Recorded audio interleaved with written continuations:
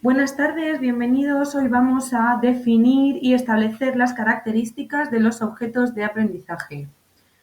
Estos elementos forman parte del aprendizaje basado en las nuevas tecnologías. Es decir, lo que hacen es utilizarse para realizar un proceso de aprendizaje.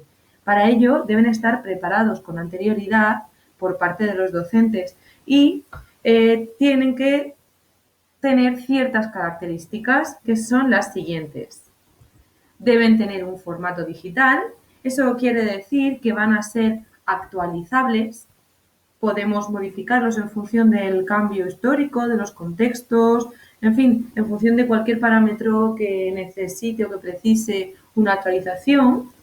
Pueden o deben ser accesibles, es decir, que todos los usuarios deben poder llegar a ellos, tanto los alumnos como los profesores. Tienen la característica de ser simultáneos, se pueden utilizar por varios usuarios a la vez y de ser ubicuos. Es decir, los podemos trabajar en casa, en el parque, en un autobús o en una clase de las que conocemos habitualmente. Además, deben tener un propósito pedagógico, es decir, no basta solamente con que establezcan los contenidos, también deben incluir una guía del proceso de aprendizaje, es decir, deben estar preparados para que este proceso de enseñanza-aprendizaje tenga lugar. Esto está muy ligado con la interactividad. Deben o tienen que proporcionar una participación activa tanto de los alumnos como de los profesores, que exista un intercambio de información entre todos los usuarios y realizar un seguimiento del proceso. Para esto es necesario pues, que existan elementos como cuestionarios, encuestas, que ayuden a tener un feedback entre el profesor y el alumno. Además de estas características, deben ser o son indivisibles, es decir, no se pueden descomponer en objetos más pequeños o en elementos más pequeños y no pueden no tener sentido por sí mismos.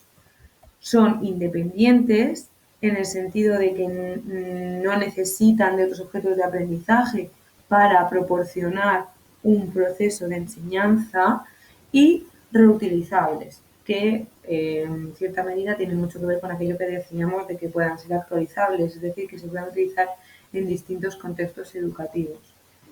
Finalmente, vamos a hablar de otros elementos que son los objetos de acoplamiento. Estos son aquellos que dependen de un objeto de aprendizaje para tener sentido. Por ejemplo, una guía introductoria o un resumen. De nada te vale un resumen que no sabes de dónde proviene.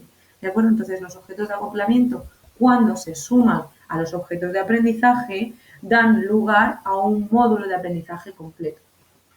Pues bien, hasta aquí el capítulo de hoy. Como ha quedado bastante explícito, tenemos que tener en cuenta todas las características de los objetos de aprendizaje para que se puedan denominar como tal y que necesariamente requieren de una preparación previa por parte del docente para asegurar un proceso de enseñanza-aprendizaje.